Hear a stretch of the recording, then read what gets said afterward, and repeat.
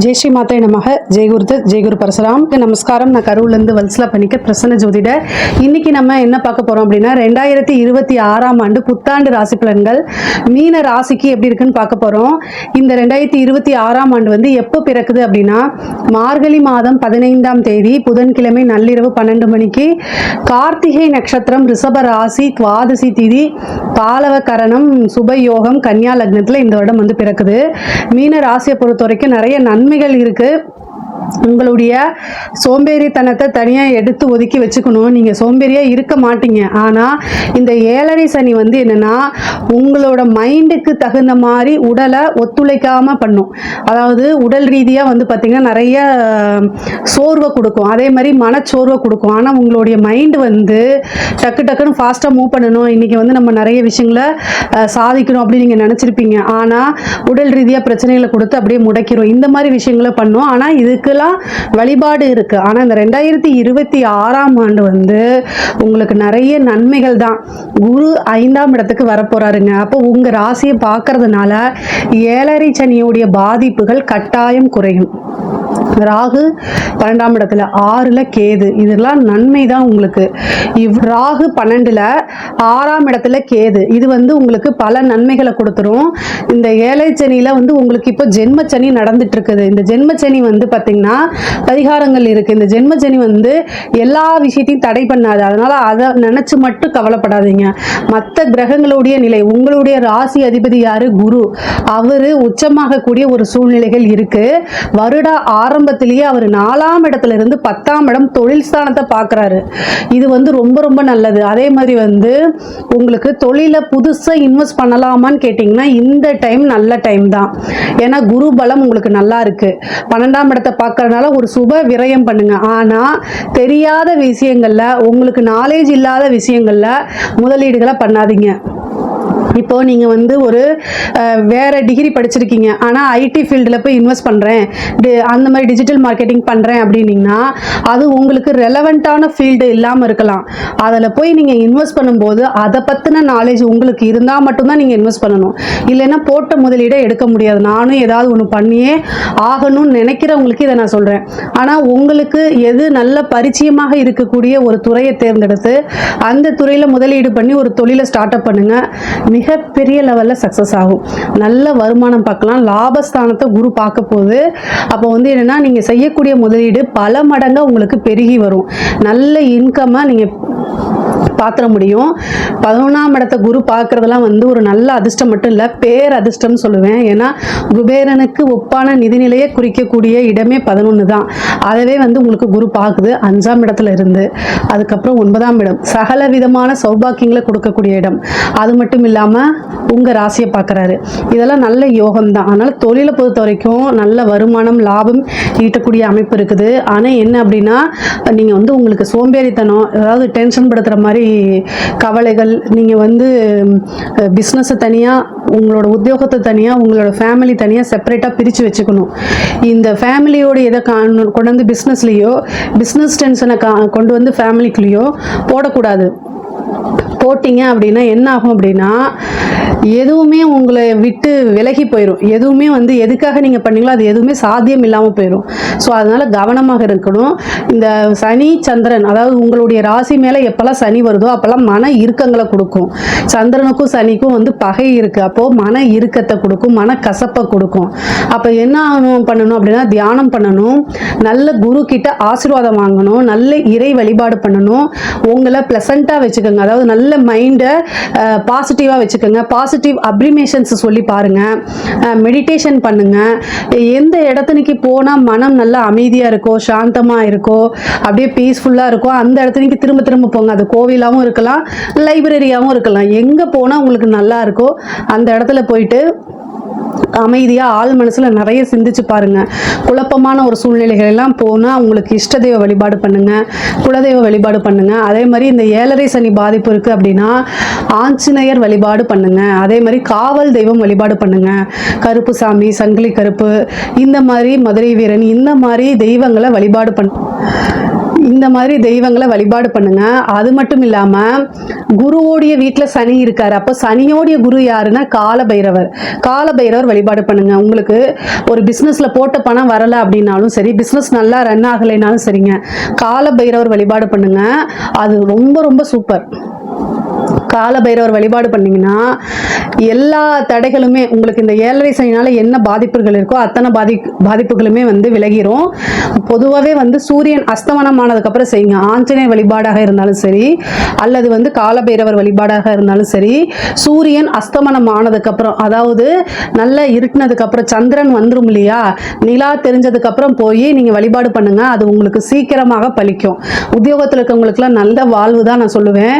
இவ்வளோ நாள உத்தியோகத்தில் என்ன தடை இருந்துச்சோ அது எல்லாமே நீக்கிடுவார் கேது. ஸோ 6ஆம் இடம் நல்லா இருக்கு. 6ஆம் இடத்துல இருந்த தடைகள்லாம் நீக்கி நல்ல அமைப்புகள் இருக்கு. வேலை நல்லபடியாக போகும். ஆனால் நீங்கள் பேசக்கூடிய வார்த்தைகளை கவனம் தேவை, நிதானம் தேவை. ஒருத்தரை பற்றி இன்னொருத்தட்ட சொல்லாதீங்க. நீங்கள் எடுத்தோம் கவுத்தோங்கிறத பண்ணாதீங்க. அதே மாதிரி மற்றவங்களுக்கு நல்லது செய்கிறேங்கிற பேரில் ஃபில்டர் இல்லாமல் பேசாதீங்க. இப்படி பண்ணாதப்ப இது தப்பு தானேன்னு சொல்லாதீங்க. அவங்க என்னென்னமோ சொல்லிட்டு போகிறாங்க, என்னமோ செஞ்சுட்டு போகிறாங்க. நீங்கள் உண்டு, உங்கள் உத்தியோகம் உண்டு, உங்கள் வேலை உண்டுன்னு இருங்க. அப்போ தான் இந்த காலகட்டத்தில் எந்த பிரச்சனையும் இல்லாமல் தப்பிக்க முடியும். உங்கள் கண் முன்னாடியே ஒரு அநியாயம் நடக்கும். அடடா இவன் இப்படி சொல்கிறானே, இவங்க பாதிப்பாவாங்களே, இது பிரச்சனையாயிருமே, அவனுக்கு அது நல்லதில்லையே, இது எல்லாம் மண்டைக்குள்ளே ஓடும். ஆனால் உங்களுக்கு மற்றவங்களுக்காக நீங்கள் போவீங்க, ஆனால் உங்களுக்காக யார் வருவா? இந்த சூழ்நிலையில் யாரும் வரமாட்டாங்க. அப்புறம் சுற்றி இருந்து என்ன செய்வாங்க, யாருக்காக பண்ணீங்களோ அவங்க எல்லாம் ஒரு கூட்டமாக சேர்ந்து உங்களை கை காமிச்சிருவாங்க. அதனால் 7.5 சனியில் பொதுவாகவே அமைதியாக இருந்துட்டு போகிறது தான் நல்லது. அதே மாதிரி உத்தியோகத்தில் இருக்கவங்களுக்கு வந்து பணிச்சுமைகள் அதிகரிக்கும். ஒரு வேலை கொடுக்குறாங்க, மற்றவங்களோட வேலையும் சேர்த்து உங்ககிட்ட வாங்குவாங்க. அதுக்காக நீங்கள் வந்து கஷ்டப்படாதீங்க. இப்போ கஷ்டப்படுறது பின்னாடி பலன் இருக்கும். ஏதோ ஒரு கஷ்டம், அதுக்கு பணிச்சுமையே பெட்டர் அப்படின்னு சொல்லிட்டு நீங்களாவே வாலண்டியராகவே செஞ்சுருங்க. அது பிரச்சனையே இல்லை. ஆனால் நல்ல உங்களுக்கு உயர்வு கிடைக்கும். அதே மாதிரி சேலரி இன்க்ரிமெண்ட் கிடைக்கும். வருமானத்தில் எந்த வித தடையும் இருக்காதுங்க. நீங்கள் விரும்பின துறையில் போய் வேலை பார்க்குறதுக்கு உண்டான அமைப்புகள்லாம் இருக்குது. ரொம்ப ரொம்ப அருமையாக இருக்குங்க. உத்தியோகத்தை பொறுத்த வரைக்கும் ரொம்ப ரொம்ப அருமையாக இருக்குது. அதே மாதிரி வந்து படிக்கக்கூடிய குழந்தைங்களுக்கு படிப்பில் வந்து ஆர்வம் கம்மியாகும். இப்போ எடுத்தோம்னு வச்சுக்கோங்களேன், புக்கை எடுத்தால் இன்ஸ்டா போகலாமா, இது யூடியூப் போகலாமா, ரீல்ஸ் பார்க்கலாமா, சேட் பண்ணலாமா அப்படின்னு ஆப்ஸ்லேயே இருப்பீங்க. நமக்கு வந்து படித்தா மட்டும்தான் வாழ்க்கைங்கிறத உணர்ந்து படிக்கணும். முக்கியமாக வந்து பார்த்திங்கன்னா பேரண்ட்ஸ், அதாவது மீன ராசியில் இருக்கக்கூடிய குழந்தைகளுடைய அப்பா அம்மா பெற்றோர்கள் என்ன பண்ணணும் அப்படின்னா, குழந்தைகளை மோட்டிவேட் பண்ணி பொறுமையாக அவங்களுக்கு எடுத்து சொல்லி படித்தாதான் வாழ்க்கை நல்ல ரேங்க்குக்கு போக முடியும், ஒரு நல்ல அதிகாரியாக வர முடியும். எந்த ஃபீல்டாக இருந்தாலும் படிப்புங்கிறது, பேசிக்கான படிப்புங்கிறது ரொம்ப முக்கியமானது. அடிப்படை கல்வி இருந்தால் மட்டும்தான் எந்த துறையிலுமே சிறந்து விளங்க முடியும் அப்படின்னு சொல்லணும். ஏன்னா மீனராசி குழந்தைங்க ரொம்ப இன்டெலிஜென்ட்டு. படிப்பில் இருக்காங்களோ இல்லையோ, உடனே உங்ககிட்ட வந்து சச்சின் டெண்டுல்கர் என்ன படித்தார் அப்படின்னு வந்து ஆர்கியூ பண்ணுவாங்க. அப்படிலாம் கிடையாது. இந்த காலத்தை பொறுத்த வரைக்கும் அதாவது அடிப்படை கல்விங்கிறது ரொம்ப அத்தியாவசியமானதுன்னு புரிய வைக்கணும் குழந்தைங்களுக்கு. அதாவது வந்து இந்த டைம் சரியில்லாதனால திட்டக்கூடாது, அடிக்கக்கூடாது. அவங்களுக்கு ப்ராக்டிக்கலாக விஷயங்களை புரிய வச்சுருங்க. நீங்கள் அமைதியாக இருங்க. படிக்க முடியாது அப்படின்னு சொன்னாங்கன்னா காசு கொடுக்காதீங்க, ஃபீஸ் கட்டாதீங்க, சோறு போடாதீங்க, இதில் எது வேணால் செய்யுங்க. ஆனால் அடிக்கக்கூடாது, வன்சொல் பேசக்கூடாது, அவங்க மனசு கஷ்டப்படுற மாதிரி பேசக்கூடாது. அவங்களுக்கு கொடுக்கக்கூடிய சலுகைகளை கட் பண்ணுறது மூலிமா அவங்க உணர்வாங்க. தன்னிலையே உணர்த்தணும். அதுதான் இந்த காலத்தில் தேவை. உயர்கல்வியில் படிக்கிறவங்கலாம் வந்து ரொம்ப ஜாக்கிரதையாக இருக்கணும். அலட்சிய போக்கு ஆபத்து. ஸோ ஃப்ரெண்ட்ஸோட வெளியில் சேர்ந்து சுற்றுறது, அரியர் வச்சாதான் கெத்து அப்படின்னு நினைக்கிறதுல கை விட்டுருங்க. அப்புறம் வாழ்க்கை போயிடும். நல்லா படித்து நல்ல மார்க் எடுத்தால் மட்டும்தான் ஒரு நல்ல இடத்துல பிளேஸ்மெண்ட் கிடைக்கும். உங்களோட திறமைகள் நல்லா இருக்குது.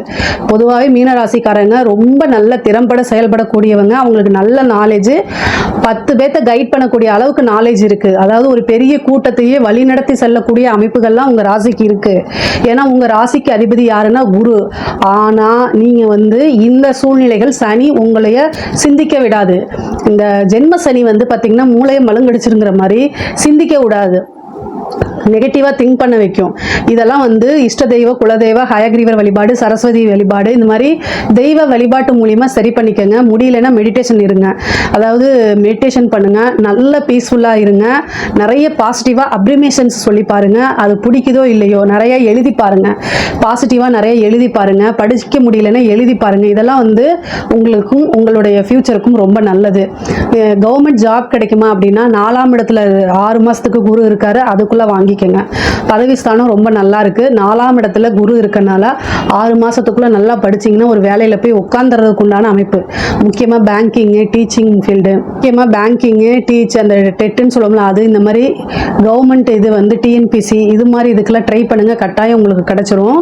அதே மாதிரி கடன் ரீதியாக இருக்கக்கூடிய பிரச்சனைகள்லாம் நிவர்த்தி ஆகுங்க. 6ஆம் இடத்துல கேது இருக்கனால கடன் ரீதியாக வந்து மன உளைச்சல் இருப்பீங்க. இந்த வருடம் படிப்படியாக கடனை குறைக்கிறதுக்கு எத்தனை வழிகள் இருக்கோ அத்தனை வழிகளையுமே நீங்கள் ட்ரை பண்ணுங்க.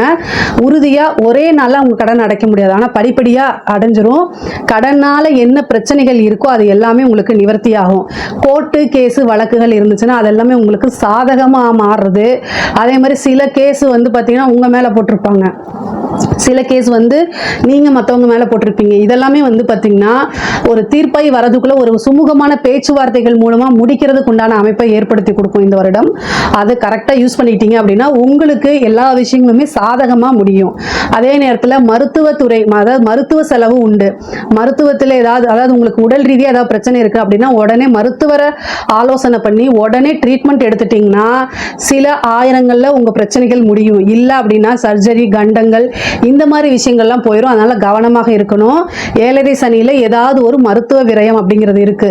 சொத்து சேர்க்கை இருக்கா அப்படின்னா பொதுவாக குரு 5ஆம் இடத்துக்கு வந்ததுக்கு அப்புறமேலு சொத்து சேர்க்கை வாங்குங்க. ஜூனுக்கு அப்புறம் வந்து வீடு கட்டுறது, வீடு வாங்குறது, இந்த வாகனங்கள் வாங்கக்கூடிய அமைப்புகள் இது எல்லாமே வருது. அந்த டைமில் வாங்குங்க, அதுக்கு முன்னாடி வரைக்கும் நீங்கள் வாங்க வேண்டாம். பொதுவாகவே வந்து இந்த தாயார் வழி சொத்துக்கள், பூர்வீக சொத்துக்கள்லாம் உங்களுக்கு வரக்கூடிய அமைப்புகள் இருக்குது. அதில் என்னென்ன வில்லங்கங்கள்லாம் இருந்துச்சோ அந்த அத்தனை வில்லங்கங்களுமே போய் உங்களுக்கு உண்டான வந்து ஷேர் பாகப்பிரிவினை வந்து உங்களுக்கு வந்துடும். குரு 5ஆம் இடத்துல இருந்து 11ஆம் இடத்தை பார்க்குறாரு. அப்போ என்ன வரும் அப்படின்னா சகோதரர்களிடையே, அதாவது மூத்த சகோதரன் சகோதரி வழி ஆதரவுகள் உங்களுக்கு உறுதியாக உண்டு. சனி வந்து பார்த்தீங்கன்னா உங்களுக்கு 7ஆம் இடத்தை பார்க்குறாரு. இந்த 7ஆம் இடத்தை பார்க்கும்போது திருமணம் ஆகுமான்னு கேட்டீங்க அப்படின்னா 7ஆம் இடத்தை சனி பார்க்கறது வந்து பார்த்தீங்கன்னா குருவோடைய பார்வை தான் நம்ம குருபலம் திருமணம் யோகம் இருக்குன்னு சொல்லுவோம். அந்த சனியோடைய பார்வை அவ்வளோ பிரசித்தியாக இருக்காது. ஸோ அதனால திருமணம் சார்ந்த விஷயங்களுக்கு வந்து மிகப்பெரிய லெவலில் உங்களுக்கு அமைப்புகள் இல்லை.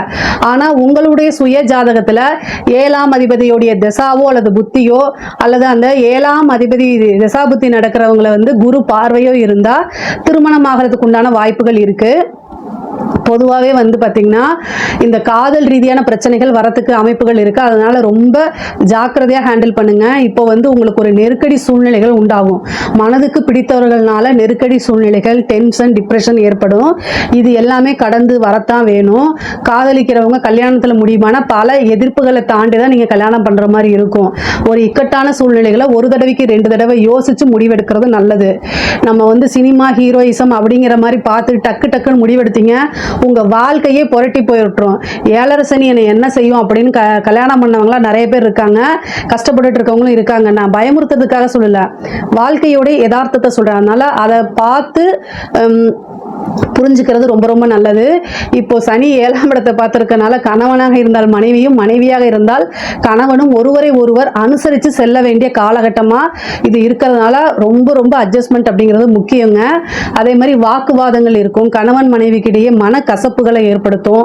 நீங்கள் எது மற்றவங்களுக்காக செய்யக்கூடிய விஷயம், உங்கள் குடும்பத்துக்காக செய்யக்கூடிய விஷயம், அதே மாதிரி உங்களோட லைஃப் பார்ட்னருக்காக செய்யக்கூடிய விஷயங்கள் அவங்க புரிஞ்சுக்காம சண்டை போடுறது, அதனால மன உளைச்சல் ஆகிறது, இது எல்லாம் கட்டாயம் வரும். இந்த சூழ்நிலைகளில் ரொம்ப நிறுத்தி நிதானமாக கையாளணும். இல்லை அப்படின்னா உறவுகள் பிரிந்து போகிறதுக்கு வாய்ப்பு இருக்குது. உங்களோட லைஃப் பார்ட்னருக்கு வந்து சண்டை போட்டு court case, panchayat, police station இதெல்லாம் போகிறதுக்கு அமைப்புகள் இருக்குது. அதனால் ரொம்ப ரொம்ப கவனமாக ஹேண்டில் பண்ணுங்கள். சனி மூணாம் பருவியா சனி மூணாம் பருவியா மூணாம் இடத்தை பார்க்குறாரு உங்கள் ராசிக்கு. இந்த ரியல் எஸ்டேட்டு, இந்த வீடு விற்கக்கூடியது, இடம் விற்கக்கூடியதெல்லாம் இந்த டைமில் விற்கிறதுக்கு உண்டான அமைப்புகள் இருக்குது. இந்த முக்கியமாக இந்த ரியல் எஸ்டேட் பிஸ்னஸ் இருக்கவங்களுக்குலாம் ரொம்ப நல்லது. ரொம்ப நாளாக இந்த வீடு விற்காதான்னு நினச்சிட்டு இருக்கவங்களுக்குலாம் இப்போ விற்கிறதுக்கு உண்டான அமைப்புகள் இருக்குது. ஒரு இடத்த விற்றுட்டு இன்னொரு இன்வெஸ்ட்மெண்ட் பண்ணணும்னு நீங்கள் நினைக்கிறீங்களா, அவங்களுக்குலாம் இது சூப்பரான டைமு. இந்த டைமை யூஸ் பண்ணிக்கோங்க. இளைய சகோதரன் வழி ஆதரவுகள் கிடைக்காது. அவங்கக்கிட்ட உறவுகள் சுமூகமாக இருக்காது. பொதுவாகவே ஒரு விஷயம் தெரிஞ்சுக்கோங்க, நீங்கள் மற்றவங்களுக்கு உங்கள் சகோதரன் இளையதாக இருந்தாலும் சரி, மூத்தவங்களாக இருந்தாலும் சரி, அவங்களுக்காக நீங்கள் கஷ்டப்பட்டு சம்பாரிச்சு கொடுத்துருப்பீங்க, அவங்களுக்கு பல உதவிகளை செஞ்சுருப்பீங்க. இப்போ உங்களுக்கு தேவைப்பட சூழ்நிலையில் அவங்க செய்ய மாட்டாங்க. கரெக்டு தானே, இல்லைன்னு சொல்லலை. ஆனாலும் உடன் பிறந்தவங்களோட அனுசரித்து போகிறதா நல்லது. காசு பணம் கொடுக்கலனாலும் ஒரு பிரச்சனைனா துணைக்கு வந்து நிற்பாங்க. அதனால் நீங்கள் கவலைப்படாதீங்க. பொதுவாகவே வந்து பார்த்திங்கன்னா அரசாங்கத்துறையில் வேலை பார்க்கக்கூடியவங்களுக்கு ரொம்ப ரொம்ப நல்லா இருக்குது இந்த டைமு. ஜென்ம சனியாக இருந்தாலும் உங்களோட உத்தியோகத்தில் உங்களுக்கு எந்தவித பிரச்சனையும் வராது. அரசாங்க பதவியில் 7.5 சனியாக இருக்கும்போது லஞ்ச லாவணிகளில் ஈடுபடக்கூடாது. உங்களுடைய இதில் வந்து பார்த்திங்கன்னா உங்களுக்கு என்ன சொல்லியிருக்காங்களோ பைலாஸில் உங்களுக்குன்னு ஒரு ரூல்ஸ் இருக்கும், ஜாப் ஃபங்க்ஷன்ஸ் இருக்கும். ஸோ இதை தாண்டி ஒரு விஷயத்தை கூட நீங்கள் செய்யக்கூடாது. 10 மணிலேருந்து காலையில் 10 மணிலேருந்து 5 மணி வரைக்குமா 6 மணி வரைக்குமா உங்கள் டியூட்டியோ, அந்த டைமை தாண்டி நீங்கள் வேலை பார்க்காதீங்க. எல்லாமே 7.5 சனியில் ரூல்ஸ் படி தான் நீங்கள் நடக்கணும். ரூல்ஸை மீறி பிரேக் பண்ணீங்க அப்படின்னா உங்களோட வேலைக்கு ஆபத்துகள் இருக்கும். உயர் அதிகாரிகளுடைய அழுத்தங்கள் அதிகமாக இருக்கும். அவங்க செய்யக்கூடிய ஒரு விஷயத்த சொல்கிறாங்க, ஆனால் அது பிரேக் ஆகுது, அது வந்து ரூல்ஸை மீறி இருக்குது, இந்த செஞ்சால் நாளைக்கு பின்விளைவு உங்களுக்கு ஏற்படும் நீங்கள் நினச்சிங்கன்னா மெடிக்கல் லீவ் போட்டு போயிருங்க. தயவு செய்து அதை செய்யாதீங்க. பனிஷ்மெண்ட்டை கொண்டு போயிடும். ஜெயிலுக்கு போகிறதுக்கு உண்டான விஷயங்கள்லாம் இருக்குது. அதனால் கவனமாக இருங்க. கலைத்துறை சேர்ந்தவங்களுக்கு ரொம்ப ரொம்ப அற்புதமாக இருக்குது. பல விஷயங்கள் இருக்குது. மக்களுடைய சப்போர்ட் உங்களுக்கு கிடைக்கும். உங்களுக்குன்னு ஒரு ஃப்ரேம் உருவாகும். மக்கள் மத்தியில் மிக பிரபலியமாகக்கூடிய அமைப்பு. நிறைய யோகங்கள் இருக்குது. அவார்ட் கிடைக்கிறது, அதே உயரிய விருதுகள் வாங்குறது, அதே மாதிரி காசு பணம் சம்பாதிக்கிறது, வெளிநாடுகளுக்கு சென்று உங்களோட விஷயங்களை வந்து கலை இதெல்லாம் வந்து மக்களுக்கு எடுத்து சொல்கிறது, இந்த மாதிரி அமைப்புகள் உங்களுக்கு இருக்குது. மீன ராசியில் இருக்கக்கூடிய பெண்களுக்கு ரொம்ப ரொம்ப சூப்பராக இருக்குது. இந்த 7.5 சனியை தவிர்த்துட்டா மீதி எல்லாமே சூப்பராக இருக்குது உங்களுக்கு. 7.5 சனி என்ன பண்ணும் அப்படின்னா டென்ஷனை ஏற்படுத்தும். அதை வந்து வீட்டில் இருக்கக்கூடிய ஹஸ்பண்டுக்கிட்ட காமிக்க சொல்லும். வேலைக்கு போகிறீங்க, பிஸ்னஸ் பண்ணுறீங்க, ஏதாவது ஒரு விஷயம் குழந்தைகள்கிட்டயோ அல்லது கணவர்கிட்டயோ காமிக்க சொல்லும். நிறுத்தி நிதானமாக இருக்கணும். இல்லைன்னா பிரச்சனைகள் வரதுக்கு வாய்ப்பு இருக்குது. அறிமுகம் இல்லாத நபர்கள்கிட்ட பேசுகிறத அவாய்ட் பண்ணிக்கோங்க. ஆடை ஆபரண சேர்க்கை உண்டு. நீங்கள் வேலை பார்க்கக்கூடிய இடத்துல உங்களுக்கு பணிச்சுமை நிறையா இருக்கும். உங்களுடைய உயர் அதிகாரிகள் உங்ககிட்ட தவறாக நடந்தால் 1% கூட யோசிக்காமல் டக்குன்னு உங்களோட ஓங்கி கன்னத்தில் அரைஞ்சிருங்க. ஏன்னா இந்த 7.5 சனியில் நம்மளை வந்து ரொம்ப ப்ரெஷரில் இருப்போம். எப்படியாவது காப்பாற்றி விடுறேன்னு சொல்லிட்டு அவங்க உதவிக்கரை நீட்டுவாங்க. அது மூலிமா தவறாக நடந்துக்கிறதுக்கு உண்டான வாய்ப்புகள்லாம் இருக்குது. எக்காரணத்தை கொண்டும் உங்களோட விஷயத்தில் காம்ப்ரமைஸே பண்ணாதீங்க. ஸோ அப்படிப்பட்ட வேலையே தேவையில்லைன்னு வந்துடுங்க. உங்களுக்கு சாப்பாட்டுக்கே கஷ்டமாக இருக்கக்கூடிய சூழ்நிலைகளாக இருந்தாலும் காம்ப்ரமைஸ் பண்ணி போகாதீங்க, அட்ஜஸ்ட்மெண்ட் பண்ணி போகாதீங்க. அடுத்த வேலை காத்துக்கிட்டு இருக்கு. இது எதுக்காக நான் சொல்கிறேன் அப்படின்னா சனி சோதிப்பார். நீங்கள் அந்த வேலையை விட்டு வந்தீங்கன்னா இன்னொரு வேலை உங்களுக்கு கிடச்சிரும். நீங்கள் கவலைப்படாதீங்க. பட் ஆனால் நீங்கள் அது மாதிரி பண்ணினீங்க அப்படின்னா சனி இன்னும் கர்மாவை அதிகப்படுத்தி பல கஷ்டங்களுக்கு ஆளாக்கிடுவார். அதே மாதிரி பேர் கெட்டு போயிடும். இதனால கண்ணீர் விட்டு அழுகணும். ஸோ அதனால் இதெல்லாம் தேவையில்லை. உங்களோட விஷயங்களை நீங்கள் கரெக்டாக இருங்க. எல்லா விஷயங்களையும் தப்போ ரைட்டோ கணவர்கிட்ட, கல்யாணம் ஆன பெண்களாக இருந்தால் கணவர்கிட்ட கட்டாயம் ஷேர் பண்ணணும். கல்யாணம் ஆகாத பெண்களாக இருந்தால் கட்டாயம் அப்பா அம்மாட்ட, உங்களுக்கு யார் கன்வீனியன்ட்டாக இருக்காங்களோ அப்பாவோ அல்லது அம்மாவோ அவங்கக்கிட்ட கட்டாயம் இதை ஷேர் பண்ணிடணும். எந்த பிரச்சனைகளாக இருந்தாலும் ஷேர் பண்ணி பழகுங்க. அது உங்களை பெரிய லெவலில் பாதுகாக்கும், காப்பாற்றும். இதை மட்டும் நீங்கள் தயவு செய்து செஞ்சுருங்க. ஆடை ஆபரண சேர்க்கையெல்லாம் இருக்குது. நீங்கள் நினச்ச விஷயங்களை சாதிக்க முடியும்.